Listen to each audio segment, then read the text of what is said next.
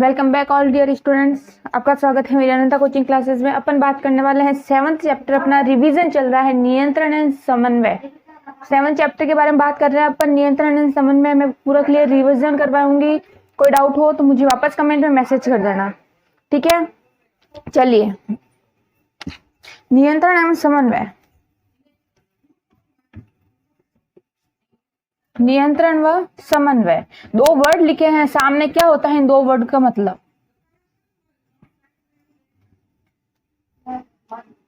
क्या होता है नियंत्रण? क्या होता है? कंट्रोल, अपनी बॉडी का कंट्रोल, अपने मस्तिष्क का कंट्रोल। इसमें मानव मस्तिष्क जैसे कुछ महत्वपूर्ण अपन बिंदु के बारे में पढ़ेंगे। उद्दीपक है, उद्दीपक हो गया। नियंत्रण समन्वय, नियंत्रण समन्वय। जंतुओं का तंत्रिका तंत्र, जंतुओं में नियंत्रण व समन्वय। जंतुओं में नियंत्रण व समन्वय।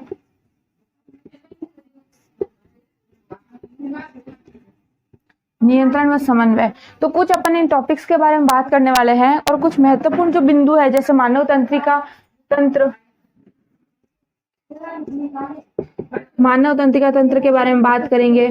फिर अपन बात करेंगे प्रतिवर्ती क्रिया, फिर अपन बात करेंगे प्रतिवर्ती क्रिया, फिर बात करेंगे अपन पादपों में समन्वय, पादपों में नियंत्रण व समन्वय। तो इन कुछ टॉपिक्स के बारे में अपन बात करने वाले हैं। अपन क्लियर मैं करवा दूंगी वन शॉर्ट वीडियो में, पूरा एक ही वीडियो में पूरा 7 चैप्टर करवाने वाली हूँ। कोई नहीं पॉइंट समझ में आता है तो मुझे वापस कमेंट में या मेरे इंस्टाग्राम आईडी के ऊपर मैसेज कर देना, अपन वापस रिपीट कर लेंगे। अलग से एक वीडियो बना दूंगी मैं उसकी, ठीक है। तो चलिए शुरू करते हैं अपन। नियंत्रण व उद्दीपक वगैरह, जैसे नियंत्रण व समन्वय। उद्दीपक की बात करें, जैसे उद्दीपक की बात करें तो उद्दीपक क्या होते हैं? जैसे अपने अपने जीवधारियों को जो पर्यावरण के अंदर होने वाली अनुक्रियाएं हैं, जो भी पर्यावरण के अंदर अनुक्रियाएं होती है उनके ऊपर कंट्रोल करना नियंत्रण कहलाता है। उनके ऊपर कंट्रोल करना।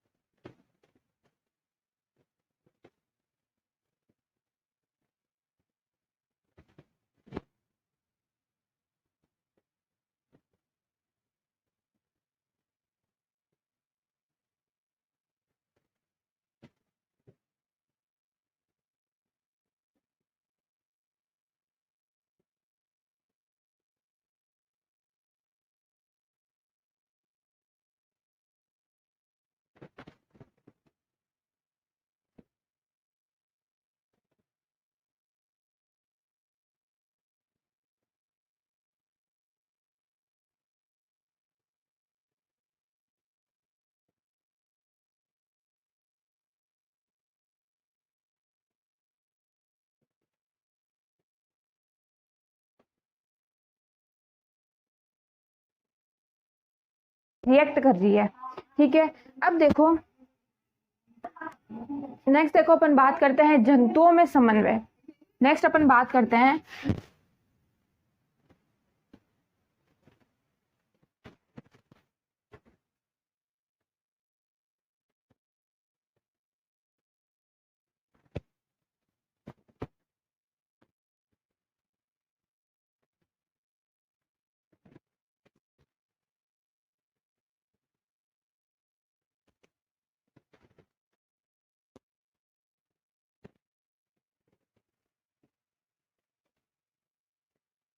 परिवर्तन के परिवर्तन के विपरीत जो अनुक्रिया करते हैं, परिवर्तन के हिसाब से या उनके हिसाब से या उनके विपरीत जो अनुक्रिया करते हैं, वह क्या कहलाता है? जंतुओं में नियंत्रण या फिर समन्वय कहलाएगा।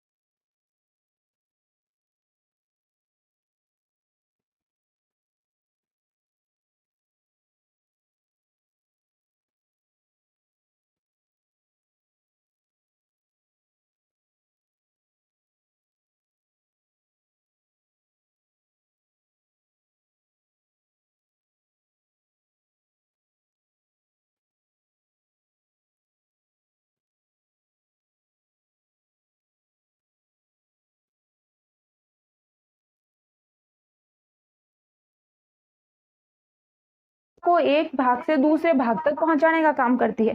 यह जो तंत्रिका कोशिकाएं है, वह जो अपनी बॉडी के अंदर जितनी भी सूचनाएं हैं जो मस्तिष्क आ रही है, मस्तिष्क तक जा रही है, जो अपनी बॉडी रिएक्ट कर रही है, वो सारी सूचनाएं एक भाग से दूसरे भाग तक पहुंचाने का काम कौन करती है? न्यूरॉन करती है, तंत्रिका कोशिका करती है।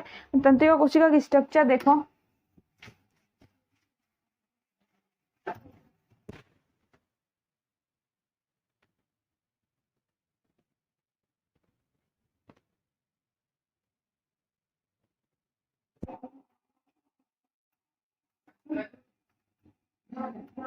ये कुछ ऐसी दिखती है तंत्रिका कोशिका की स्ट्रक्चर।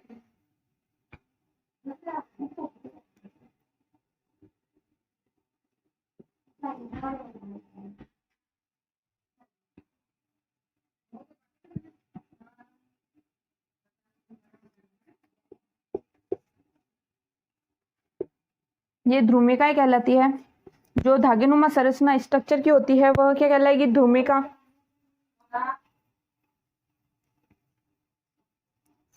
ये कहलाएगा केंद्रक।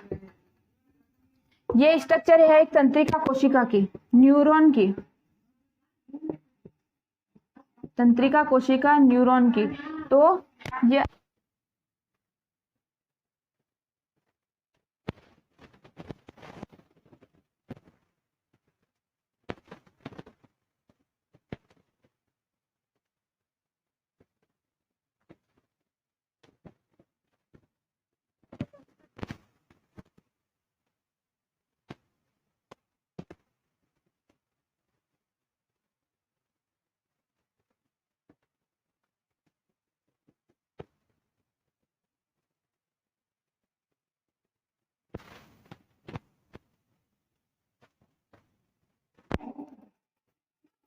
अंतिम सिरा। अब देखो, बॉडी से एक भाग तक दूसरे भाग में जाती है, वो कौन कार्य करती है? तंत्रिका कोशिका कार्य करती है। तंत्रिका कोशिका में ध्रुमिका के द्वारा सूचनाएं ध्रुमिका के द्वारा यहाँ तक आती है, और इसके जस्ट बाद दूसरी तंत्रिका कोशिका प्रेजेंट होती है, जिसके द्वारा तंत्रिका के अंतिम सिरे के द्वारा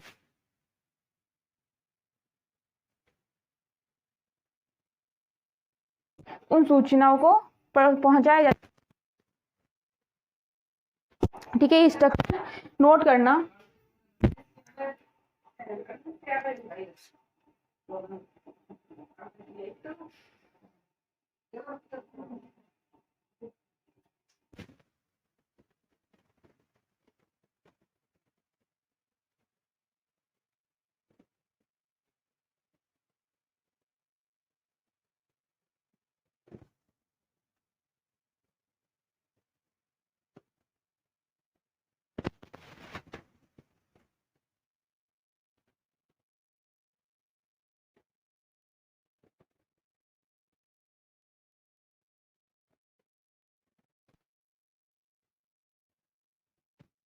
कोशिका स्नैप्स कहलाता है, जिसके माध्यम से सूचना एक तंत्रिका कोशिका से दूसरे तंत्रिका कोशिका में पहुंचती है। ठीक है, नेक्स्ट वन देखना प्रतिवर्ती क्रिया। प्रतिवर्ती क्रिया की बात करूं मैं, नेक्स्ट देखना प्रतिवर्ती क्रिया की बात करूं मैं,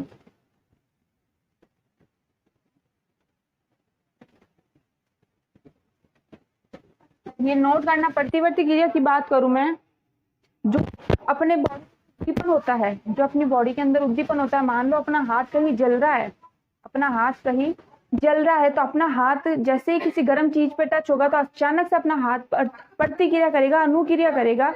क्यों? क्योंकि वहां से अपने हाथ अचानक हट चुका है, तो वहां की गई अनुक्रिया क्या कहलाती है? प्रतिवर्ती क्रिया कहलाती है। उद्दीपन के प्रति होने वाली अनुक्रिया क्या कहलाएगी? प्रतिवर्ती क्रिया। किसके? किसके? उद्दीपन के प्रति होने वाली अनुक्रिया।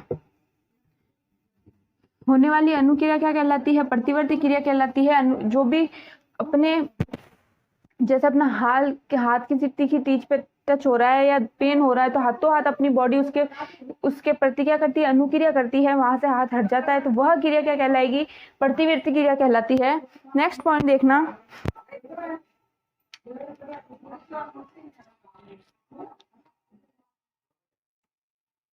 प्रतिवर्ती क्रिया जो होती है वो किसके द्वारा नियंत्रित होती है? मेरुरज्जु द्वारा। किसके द्वारा नियंत्रित होती है? मेरुरज्जु द्वारा। प्रतिवर्ती क्रिया किसके द्वारा नियंत्रित होगी? मेरुरज्जु द्वारा नियंत्रित होगी। अपना कहीं हाथ जल गया है, वहां से अचानक हट जाना, कहीं किसी चीज को देखकर डर जाना, अचानक जो प्रतिवर्ती क्रियाएं हो रही है वो सब अचानक किसके द्वारा कंट्रोल में हो रही है? मेरुरज्जु के द्वारा कंट्रोल हो रही है। ठीक है, नेक्स्ट पॉइंट देखना, अब देखो प्रतिवर्ती क्रिया जो तंत्रिका तंत्र है, जो तंत्रिका तंत्र है क्या क्या काम करता है? तंत्रिका तंत्र के कार्य देखो, किसके? तंत्रिका तंत्र के कार्य, जो अपनी बॉडी में अनैच्छिक क्रियाएं हो रही है, जो अपनी बॉडी के अंदर अनैच्छिक क्रियाएं हो रही है, सांस लेना, धड़कना, धड़कन, अपनी हृदय का धड़कना, ये जो अनैच्छिक क्रियाएं है वह क्या है? तंत्रिका तंत्र के द्वारा कंट्रोल होती है। किसके द्वारा? तंत्रिका तंत्र के द्वारा। जो अनैच्छिक क्रियाएं हो गई, जैविक क्रियाएं हो गई, सोचने समझने की जो क्रियाएं हैं, चलना, सीखना, ये सब जो क्रियाएं हैं वो किसके द्वारा कंट्रोल होती है? पूरा तंत्रिका तंत्र इसको कंट्रोल करता है। अच्छी क्रियाएं हो, अनैच्छिक क्रियाएं हो, सोचना, समझना, चलना, घूमना फिरना, ये सब जो जैविक क्रिया अपनी बॉडी में हो रही है वो सब किसके द्वारा कंट्रोल होती है? तंत्रिका तंत्र के द्वारा। ठीक है, जो अपने आसपास की जो सूचनाएं प्राप्त करते हैं, अपन व्याख्या करते हैं, अपन सोचते हैं, जो अपन ने कोई चीज देख ली, कोई घटना देख ली, उसके बारे में सोचना, विचारना, वो सब किसके द्वारा कंट्रोल होता है? तंत्रिका तंत्र के द्वारा। किसके? तंत्रिका तंत्र के द्वारा। या पर्यावरण में होने वाली घटनाएं हैं, व्याख्या करना, उसके बारे में सोचना, वो सारी चीजें। फिर अपने शरीर में नियंत्रण और समन्वय का काम भी तंत्रिका तंत्र करता है। किसका? नियंत्रण व समन्वय का काम। अपनी बॉडी के अंदर नियंत्रण व समन्वय का काम कौन करता है? तंत्रिका तंत्र करता है। ठीक है, अब देखो, जो प्रतिवर्ती क्रियाओं का स्वतः चलना, प्रतिवर्ती क्रियाओं का स्वतः चलना,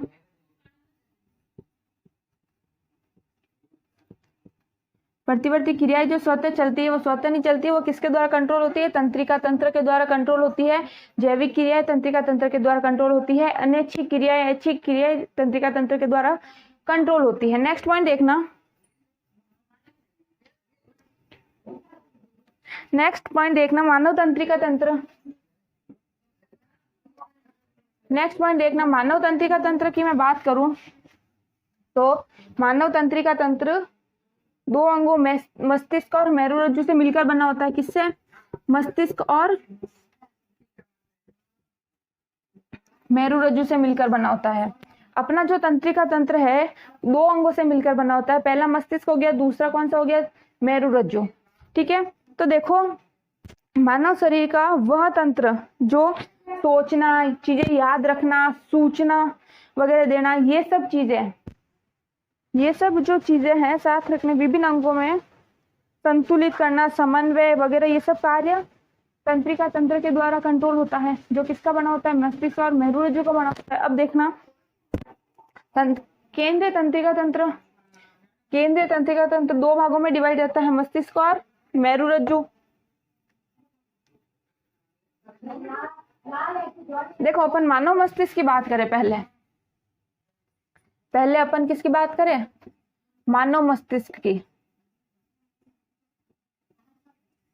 पहले अपन बात कर रहे हैं मानव मस्तिष्क की। तो मानव मस्तिष्क तंत्रिका कोशिकाओं से बना हुआ एक अंग है। किससे बना हुआ, तंत्रिका कोशिकाओं का।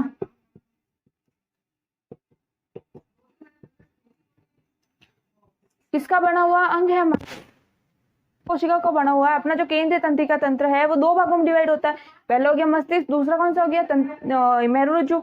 अब मस्तिष्क की बात करें तो मस्तिष्क जो होता है किसका बना होता है, तंत्रिका कोशिकाओं का बना होता है। और यहाँ एक कपाल मतलब क्रेनेनियम हड्डी में पैक होता है, पूरे कपाल के अंदर पैक होता है, कुछ इस तरह का होता है। तो बाहर की ये जो स्ट्रक्चर आपको दिख रही है, बाहर की जो स्ट्रक्चर दिख रही है उसको अपन क्या बोलते हैं, कपाल। कपाल जो बाहर की स्ट्रक्चर क्रेनियम हड्डियों द्वारा, ये जो कपाल है वो किसका बना होता है, क्रेनियम हड्डी का। किसका बना होता है, क्रेनियम हड्डी द्वारा ये सुरक्षित रहता है। अपने बाहर का जो कपाल रहेगा वो, बाहर की जो स्ट्रक्चर रहती है, जो हड्डी रहती है, वह कपाल जिसको बोलते हैं अपन, क्रेनियम हड्डी द्वारा सुरक्षित रहता है, उसमें कवर रहता है ताकि कोई चोट ना पहुंचे, नुकसान ना पहुंचे। ठीक है। अब देखो इस हड्डी के अंदर एक झिल्ली से ढका होता है। यह हड्डी किसकी ढकी होती है, एक झिल्ली से ढकी होती है ताकि इस हड्डी को कोई नुकसान न होता है। एक झिल्ली की बनी हुई होती है यह हड्डी। ठीक है, यह हड्डी एक झिल्ली से पूरी ढकी हुई रहती है। अब ये जो झिल्ली होती है, उस झिल्ली के इस झिल्ली को क्या बोलते हैं, मेनिंजेज। मेनिंजेज, इस झिल्ली का क्या नाम है, मेनिंजेज। इसके अंदर एक लिक्विड भरा होता है, इसके अंदर एक लिक्विड भरा होता है।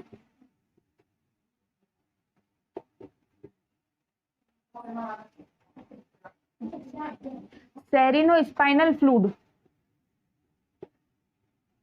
सेरिनो स्पाइनल फ्लूइड भरा होता है इसके अंदर। क्यों, इस झिल्ली के अंदर एक फ्लूइड भरा होता है, सेरिनो स्पाइनल फ्लूइड। यह फ्लूइड क्या करता है, जो अंदर के जो अंग है, अपनी बॉडी के अंदर के जो अंग है, उन अंगों को सुरक्षित करता है, उन अंगों को आघातों से रक्षा करता है, कोई चोट ना लग जाए। तो वह झिल्ली इसीलिए बनी रहती है ताकि अंदर के अंगों की रक्षा कर सके, अंदर के जो अंग है उसको आघातों से, चोट से बचा सके। तो इसके लिए इसके अंदर क्या भरा होता है, सेरिनो स्पाइनल फ्लूइड भरा होता है झिल्ली के अंदर। अब देखो मस्तिष्क जो है, मानव मस्तिष्क, वह उसके तीन भाग होते हैं। मानव मस्तिष्क के कितने भाग होते हैं, तीन भाग होते हैं। अग्र मस्तिष्क, मध्य मस्तिष्क, पश्च मस्तिष्क।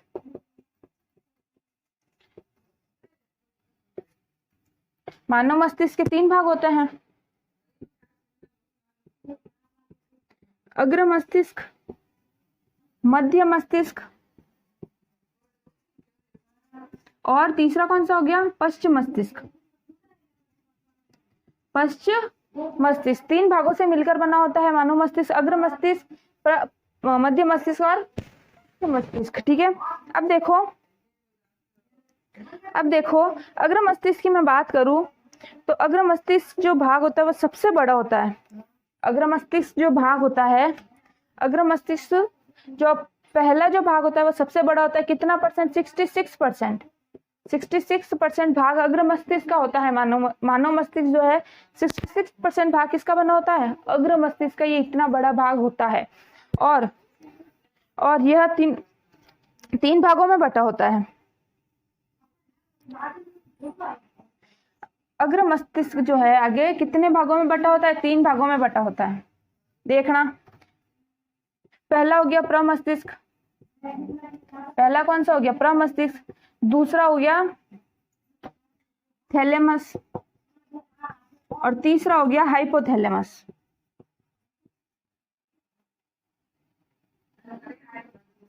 हाइपोथैलेमस। जो अग्र मस्तिष्क है वो बहुत बड़ा भाग होता है, 66%। आगे 3 भागों में बटा होता ही है। पहला कौन सा हो गया? प्रमस्तिष्क, दूसरा हो गया थैलेमस, तीसरा हो गया हाइपोथैलेमस। अब देखो, अगर मैं प्रमस्तिष्क की बात करूं, प्रमस्तिष्क की बात करूं, जो नई चीजों की जो अपनी व्याख्या होती है, जो नई नई चीजें अपन सोचते हैं, नई चीजों की व्याख्या होती है, वह कहाँ होती है? प्रमस्तिष्क के अंदर होती है। जो अपन नई चीजें सोच रहे हैं, कोई भी नया ख्याल अपनाया है, वो किसके अंदर होता है? प्रमस्तिष्क के अंदर होता है। दूसरा देखो, थैलेमस की बात करें तो बाहरी वातावरण का आभास है कि कोई चीज ठंडी है या गर्म है। थैलेमस की बात करें तो बाहरी वातावरण का आभास होना, कोई चीज ठंडी है या गर्म है, तो यह आभास कहाँ होता है? थैलेमस के अंदर। ठीक है, नेक्स्ट हाइपोथैलेमस, गुस्सा, प्रेम, जो इमोशंस वगैरह होते हैं, गुस्सा, प्रेम, जो इमोशंस वगैरह होते हैं वो हाइपोथैलेमस के अंदर कंट्रोल होते हैं। अपना गुस्सा हो गया, प्रेम हो गया, कोई इमोशन सोचने या कुछ ऐसा हो गया, तो वो किसके अंदर होता है? हाइपोथैलेमस के अंदर होता है। फिर मैं बात करूं मध्य मस्तिष्क की। नेक्स्ट पॉइंट देखना, मध्य मस्तिष्क।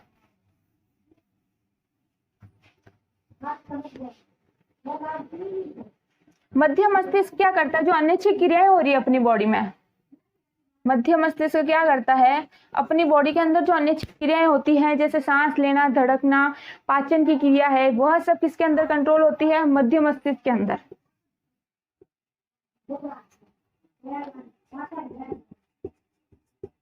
धड़कना, पाचन, श्वास लेना, जितनी भी अनिच्छिक क्रियाएं हैं, जितनी भी अपनी बॉडी के अंदर अनिच्छिक क्रियाएं होती है, वह किसके द्वारा कंट्रोल? ठीक है, नेक्स्ट देखो, जो मैं बात करूं पश्चिम मस्तिष्क की,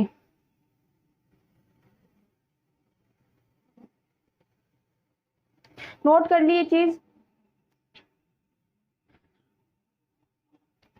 पश्चिम मस्तिष्क की, पश्चिम मस्तिष्क 2 भागों में डिवाइड रहता है। पश्चिम मस्तिष्क 2 भागों में डिवाइड रहता है।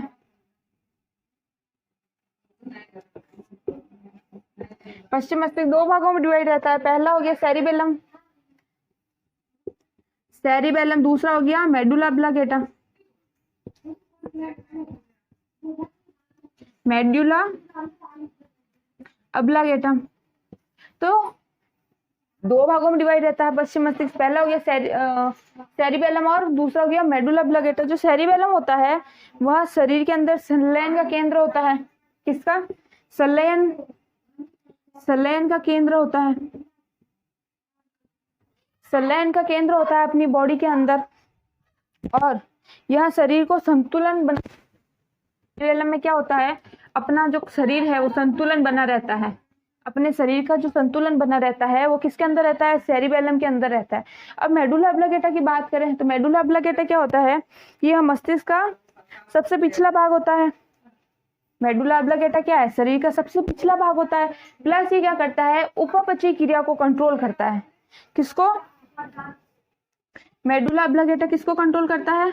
उपापचयी क्रियाओं को। उपापचयी क्रियाओं को नियंत्रित कौन करता है? मेडुला ऑब्लिंगेटा। नेक्स्ट देखो, अपन बात करें मेडुला ऑब्लिंगेटा के अंदर हृदय का धड़कना नियंत्रित होता है, लार वगैरह है, वमन की क्रियाएं हैं, लार है, ये जो क्रियाएं होती है वह भी कहाँ कंट्रोल होती है? मेडुला ऑब्लिंगेटा के अंदर कंट्रोल होती है। ठीक है, अब देखो नेक्स्ट, ये पहले नोट कर लो।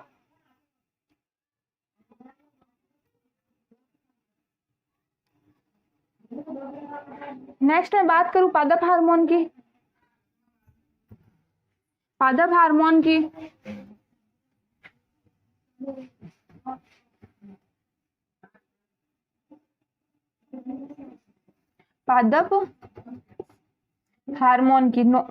हेडिंग डालना, पादप हार्मोन। पादप हार्मोन क्या होते हैं? जो पौधों की वृद्धि को, जो पौधों से स्रावित होते हैं, कुछ रासायनिक पदार्थ होते हैं जो पौधों की वृद्धि को, पौधों की गति को नियंत्रित करते हैं, पौधों के विकास को नियंत्रित करते हैं, वह क्या कहलाते हैं? पादप हार्मोन कहलाते हैं। पादप हार्मोन क्या करते हैं? पौधों के विकास को नियंत्रित करते हैं। पौधों के विकास को नियंत्रित करते हैं, उसकी गति को नियंत्रित करते हैं, विकास व गति को नियंत्रित करते हैं पादप हार्मोन। और यह इन्हें क्या कहते हैं, फाइटो हार्मोन भी कहा जाता है।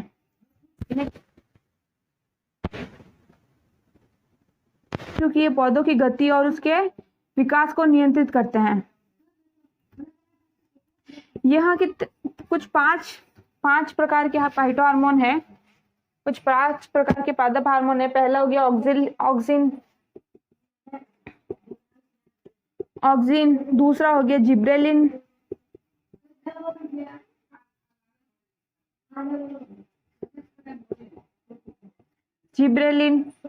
तीसरा हो गया साइटोकाइनिन,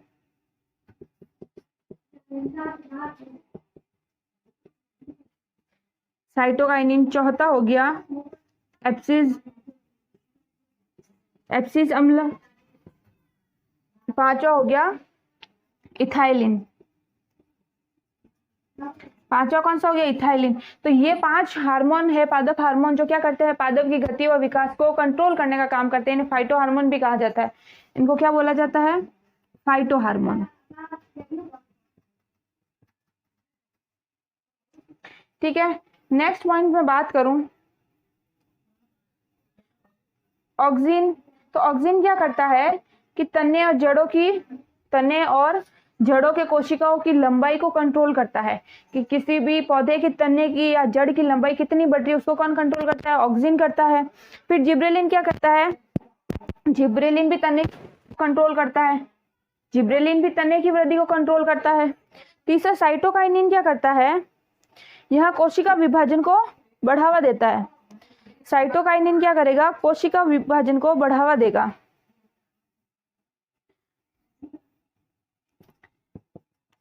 जो पादप के अंदर कोशिका विभाजन हो रहा है उसको बढ़ावा कौन दे रहा है, जो पादप के अंदर कोशिका विभाजन हो रहा है उसको बढ़ावा साइटोकाइनिन देता है। बाकी ये दो, जो जिब्रेलिन और जो ऑक्सिन है, वह जड़ों की, तने की, ये पौधे की लंबाई को कंट्रोल करते हैं। ठीक है, अब देखो एब्सिस क्या करता है, वृद्धि हार्मोन है, वृद्धिरोधक हार्मोन है। अगर पौधे की लंबाई ज्यादा हो जाए, तो एब्सिस क्या करता है, उसको कंट्रोल करता है, उसको नियंत्रित करता है। पादप वृद्धि रोधक हार्मोन है ये। ठीक है, यह दूसरा इसका एक और काम है, यह क्या करता है, वाष्पोत्सर्जन की क्रिया को कंट्रोल करता है। जो वाष्पोत्सर्जन हो रहा है तो वाष्पोत्सर्जन को नियंत्रण करता है। नेक्स्ट बात करूं मैं इथाइलिन की, तो इथाइलिन क्या करता है, फलों को पकाने का काम करता है। इथाइलिन क्या करेगा, फलों को पकाने का काम करता है। इथाइलिन क्या करता है, फलों को पकाने का काम कौन करता है, इथाइलिन करता है। तो ये 5 पादप हार्मोन है जिनके अलग अलग कार्य है। नेक्स्ट ये नोट कर लेना, नेक्स्ट पॉइंट, अनुवर्ती गति।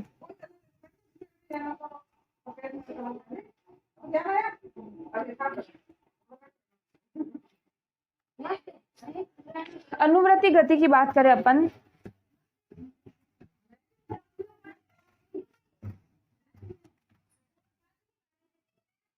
अनुवर्ती गति की बात करूं तो अनुवर्ती गति क्या होती है, अनुवर्ती गति क्या होती है कि पौधों के उद्दीपन होता है, जो पादप के अंदर जो उद्दीपन होता है। अनुवर्ती गति क्या होता है कि पादप के अंदर जो उद्दीपन होते हैं उसके विपरीत या उसके अनुक्रिया में जो गति होती, उसके अनुक्रिया में जो पौधों की गति होती है, पादपों की गति होती है, वह गति क्या कहलाती है, उद्दीपनों को ग्रहण करने की गति। जो उद्दीपन होते हैं उनको ग्रहण करने की, उद्दीपनों को ग्रहण करने की गति कौन सी होती है, अनुवर्ती गति कहलाती है। उद्दीपन, जो भी बाहर से, बाहरी वातावरण के जो उद्दीपन हो रहे हैं, जो प्रतिक्रिया होती है, जो क्रियाएं होती है, उनको ग्रहण करने की गति क्या कहलाती है, अनुवर्ती। ग्रहण करने की क्षमता और उसके वापस उसके प्रति रिएक्ट करने की या उसके प्रति जो प्रतिक्रिया होती है, वह गति कौन सी कहलाएगी, अनुवर्ती गति कहलाती है। बाहर के उद्दीपनों के विपरीत जो वापस क्रिया की जाती है, वह क्रिया कौन सी, अनुवर्ती गति कहलाती है। अनुवर्ती देखो, प्रकाशानुवर्तन, प्रकाशानुवर्तन क्या होता है, प्रकाशानुवर्तन क्या होता है? पौधे की प्रकाश की तरफ गति करना। प्रकाशानुवर्तन गति कौन सी होती है? पौधे की प्रकाश की तरफ गति करना। कौन सी गति कहलाती है? प्रकाशानुवर्तन गति कहलाती है। किसकी तरफ? पौधे की प्रकाश की तरफ। प्रकाश की तरफ गति क्या कहलाती है? प्रकाशानुवर्तन गति कहलाती है। प्रकाशानुवर्तन गति कहलाती है।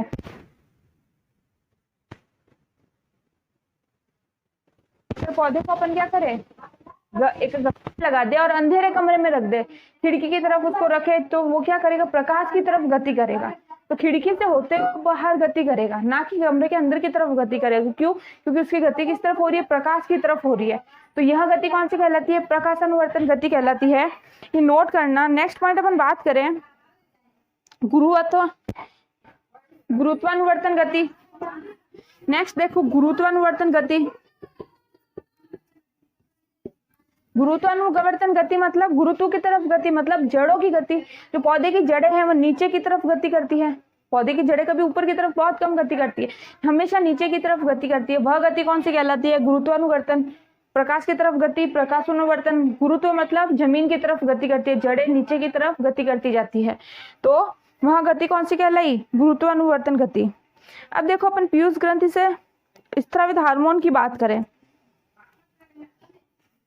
अपन पीयूष ग्रंथि से स्रावित हार्मोन की बात करें।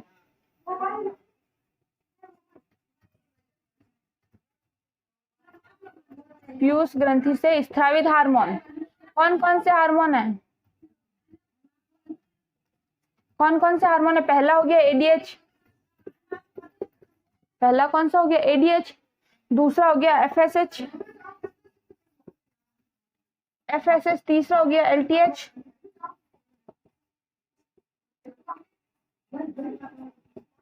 चौथा हो गया टीएसएच। ये हार्मोन है। तो जो एडीएच हार्मोन है वह रक्त दाब और शरीर में जल संकलन को कंट्रोल करता है। एडीएच हार्मोन क्या करता है? रक्त दाब व जल संग्रहण को कंट्रोल करता है। किसको नियंत्रित करता है? पीयूष ग्रंथि से जो स्रावित हार्मोन है एडीएच हार्मोन क्या करता है? पहला क्या करेगा? वो एक तो जो रक्त का दाब उसको कंट्रोल करेगा, दूसरा क्या करेगा? जल का संग्रहण को कंट्रोल करेगा। अब देखो एफएसएच हार्मोन क्या करता है? प्रजनन से संबंधित हार्मोन है। एफएसएच क्या है? प्रजनन से संबंधित हार्मोन।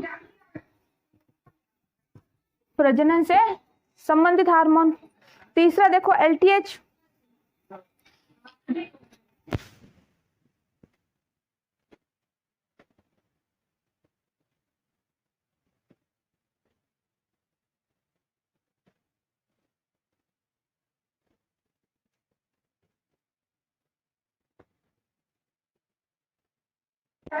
टीएसएच यह थायराइड ग्रंथि को थायराइड ग्रंथि से स्रावित हार्मोन के लिए प्रेरित करता है। टीएसएच क्या करता है? जो थायराइड ग्रंथि से जो हार्मोन स्रावित हो रहे हैं, थायराइड ग्रंथि से जो हार्मोन स्रावित हो रहे हैं,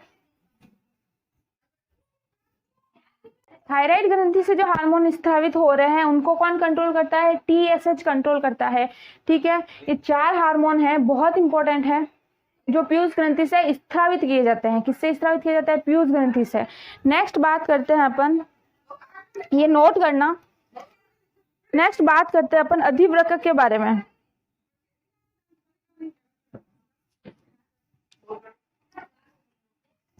अधिवृक्क क्या होती है? जो किडनी के ऊपर पाई जाने वाली ग्रंथि है एक। अधिवृक्क क्या होती है?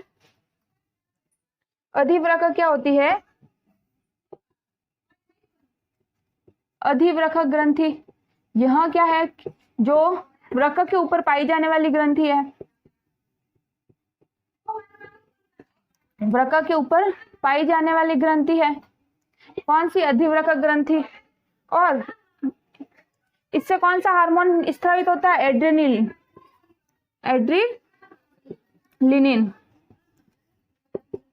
एड्रेनलिन हार्मोन इस ग्रंथि से स्रावित किया जाता है। किसके ऊपर प्रेजेंट होती है? यह वृक्क के ऊपर पाई जाती है।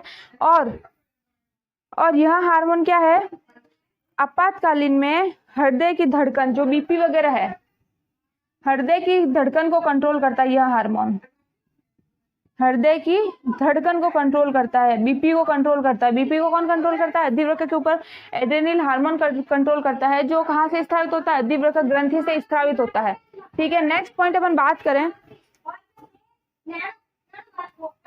नोट करना ये चीज।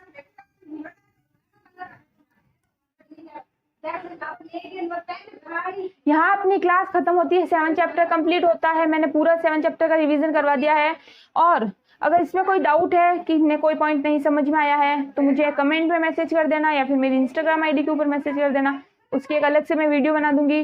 ठीक है, मिलते हैं नेक्स्ट क्लास में। तो 7 चैप्टर पूरा कंप्लीट हो चुका है, इसकी लिंक मैंने डिस्क्रिप्शन में डाल दिया, फुल वीडियो आपको मिल जाएगी, वहां से देख लेना अगर कोई डाउट है तो।